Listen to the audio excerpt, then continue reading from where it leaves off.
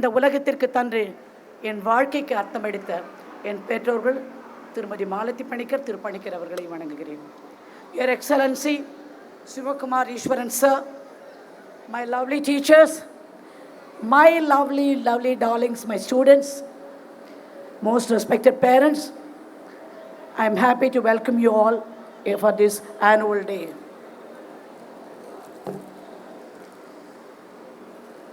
Sivakumar Ishwaran has been appointed the first Consul General Honorary for South India by Government of Republic of Armenia on 3rd November 2011. Sivakumar Ishwaran has taken number of steps to initiate the good relationship between India, South India and Armenia, improving in whatever way he could.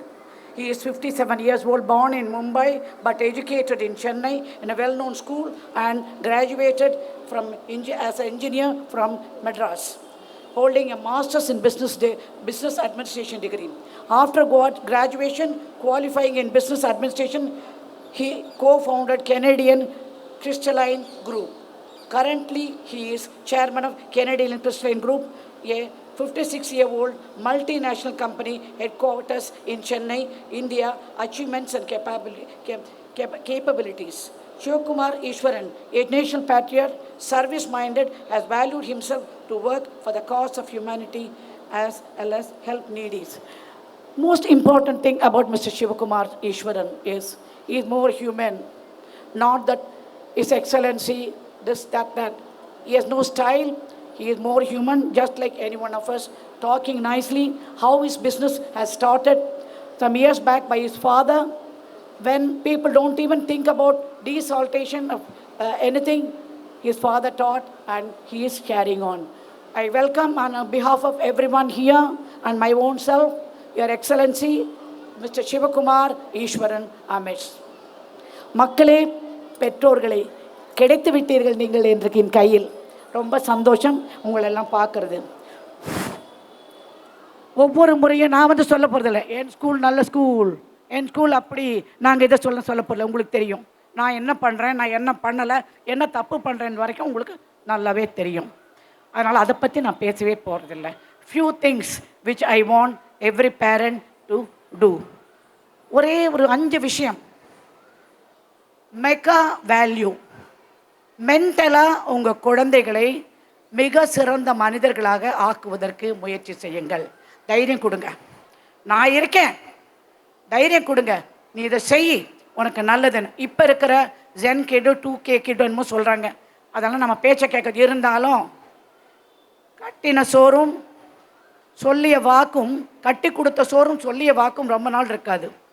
அதனால் உங்களால் முடிஞ்சதை சொல்லிக்கிட்டே இருங்க.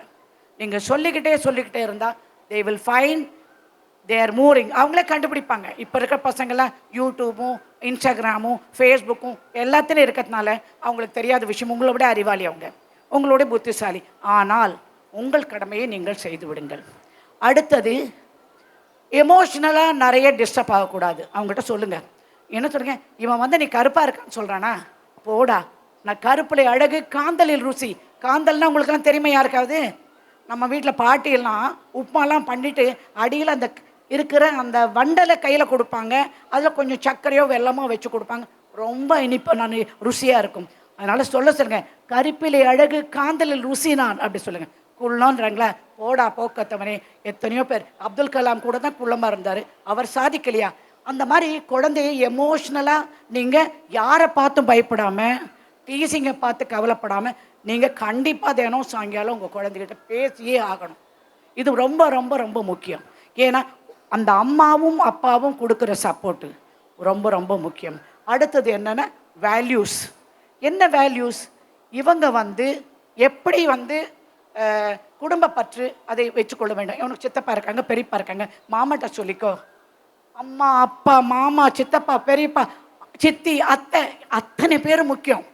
நீங்கள் கொஞ்சம் அதை முக்கியமாக்கினா என்ன தான் மிஸ் அண்டர்ஸ்டாண்டிங், உங்களை விட நல்ல புடவை வாங்கிட்டாலும், உங்களை விட ஜாத்தி நகை வாங்கிட்டாலும் நம்ம கவலைப்படக்கூடாது. நமக்கு வாங்கிட முடியும் அப்படின்னு நினச்சிக்கோங்க, அப்புறம் வாங்கிக்கோங்க. ஆனால் இந்த வித்தியாசங்கள், உறவு ரொம்ப முக்கியம், ட்ரெடிஷன் ரொம்ப முக்கியம். யார் யார் எந்த நிலையிலே நீங்கள் குடும்பத்தை கொண்டு செலுத்துகிறீர்களோ உங்களுடைய ட்ரெடிஷனை நீங்கள் பார்த்துக்கங்க, உங்களுடைய கல்ச்சரை நீங்கள் பார்த்துக்கங்க. நம்ம வீட்டில் இப்படி தான்ப்பா இருப்பாங்க, நீ ஜீன்ஸ் போட்டுக்கோ, டிஷர்ட் போட்டுக்கோ. ஆனால் வீட்டில் பூஜை புனஸ்காரம்னா பாவாடை சொக்கா, வேஷ்டி சட்டை அப்படின்னு பசங்களுக்கு நீங்கள் ட்ரெடிஷன் பாலூட்டி வளருவது போல நீங்கள் இவர்களை வளர்த்து விட வேண்டும். Competent, they have to be competent. அவங்களுக்கு என்னெல்லாம் சொல்லிக் கொடுக்க முடியுமோ அவங்க படிப்பில் நிறைய செலவழிங்க. படிப்பில் நிறைய நீங்கள் செலவழிச்சிட்டிங்கன்னு வச்சுக்கோங்களேன், அவங்களுக்கு இதெல்லாம் சொல்லி கொடுத்து இதெல்லாம் இருந்தனா அவன் பொழைச்சுவான். எப்படியும் கல்யாணம் அவங்களுக்கு திரும்பி பார்க்க மாட்டான், முக்கால்வாசி குடும்பத்தில். புரிஞ்சு, அதை பற்றி கவலைப்படாதீங்க. நாமளே நாம் பார்த்துப்போம், இவங்க எதுக்கு நமக்கு இல்லையா? அதனால் அதை நாம் அதை அவங்களுக்கு படிப்பு சொல்லிக் கொடுத்து வாழ்க்கையை நடத்த சொல்லிக் கொடுத்து எல்லாம் நீங்கள் சொல்லிக் கொடு. அவனை ஒரு டயலமால எப்போவுமே போடாதீங்க, இதுவா அதுவா அதுவா. நீங்கள் உங்களுடைய ஐடியா திணிக்க. இப்போ உள்ள குழந்தைகளுக்கு எல்லாமே தெரியும், என்ன படிக்கணும், என்ன படித்தா என்ன ஆகலாம், என்ன விஷயம். படிப்பை மாத்திரம் விட்டுறாதீங்க. மேத்ஸ் ரொம்ப முக்கியம் எல்லா குழந்தைக்கும். மேத்ஸை கண்டிப்பாக கிட்ட இருந்து டேபிள்ஸ் சொல்லி, இந்த காலத்தில் டேபிள்ஸ் படித்து நான் பசங்க கேட்கறது இல்லை, பார்க்கறது இல்லை. நீங்கள் டேபிள்ஸ் கண்டிப்பாக சொல்லிக் கொடுங்க பசங்களை மேத்ஸில். சரி, more than everything ask them to be kind.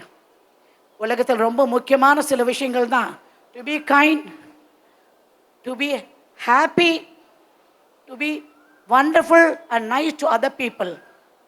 எங்கள் வீட்டில் எங்கள் அப்பா வளர்க்கும் போதே காலையில் எழுந்து 5 மணிக்கு எழுந்து குளித்து விளக்கேற்றணும், சாயங்காலம் விளக்கேற்றணும். எப்படின்னா விளக்க கையில் வச்சுப்போம், போவோம், தீபம் தீபம் அப்படின்னு ஒவ்வொரு வழியாக வாசல்லாம் வச்சு வீட்டெலாம் வச்சுட்டு வருவோம்.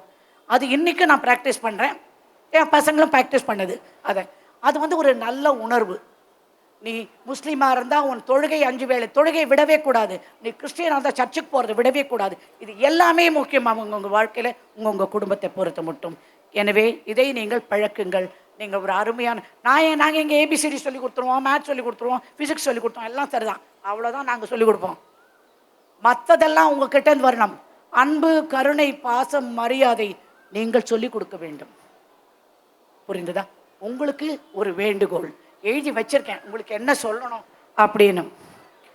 வாழ்க்கையை வாழ்ந்து விடுங்கள். நீங்கள் என்ன பண்ணுறீங்கன்னா இந்த நிமிஷத்தை விட்டுட்டு இப்படி ஏதோ பண்ணிட்டு இருப்பீங்க, ஏதோ ஒரு வேலை, காப்பி போடுறீங்களா, சமையல் பண்ணுறீங்களா, ஏனோ தானோ ஓடும், மண்டை அப்படி ஓடும், இங்கே பறக்கும். இவ இப்படி சொல்லிட்டா இல்லை, அது இப்படி நடந்து போச்சு இல்லை, நாளைக்கு இவ்வளோ நான் என்ன பண்ணுறேன் பாரு அப்படின்னு போகும். வேணாம், அந்த காஃபி நல்லா இருக்கு, மனம் நல்லா இருக்கு அப்படின்னு சொல்லுங்கள். வெளியே ரொம்ப மென்டாக ஸ்ட்ரெஸ்ஃபுல்லாக இருந்ததுன்னா பால்கனியில் போய் நின்று அழகாக மூச்சு விடுங்க, அந்த காற்று அனுபவிங்க.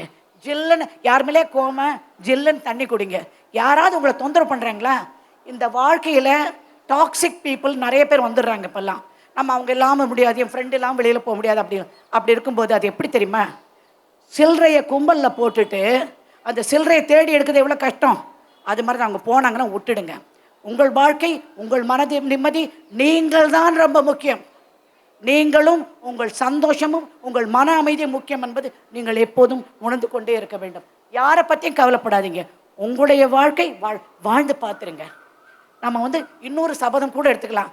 வாரத்தில் ஒரு நாள் ஒரு 4 மணி நேரம் ஃபோனு, வீடியோ, சோஷியல் மீடியா விட்டுட்டு நீங்களும் வந்துருங்க. ஃபோன் ஆஃப் பண்ணி வச்சுருங்க, எதையுமே எல்லாத்தையும் ஆஃப் பண்ணிவிட்டு இருந்து பாருங்களேன். அது அந்த டீடாக்சிகேஷன், அந்த இன்ஸ்ட்ருமெண்ட்லேருந்து அந்த சோஷியல் மீடியாவிலேருந்து டீடாக்சிஃபிகேஷன் அதை பண்ணி முடிச்சிங்கன்னா உங்களை மாதிரி ஒண்டர்ஃபுல்லாக வாழ்வதற்கு யாருமே கிடையாது. நீங்கள் அனைவரும் சிறந்த மனிதர்களாக சந்தோஷமாக வாழ்க்கை என்னுடைய பிரார்த்தனை. நன்றி.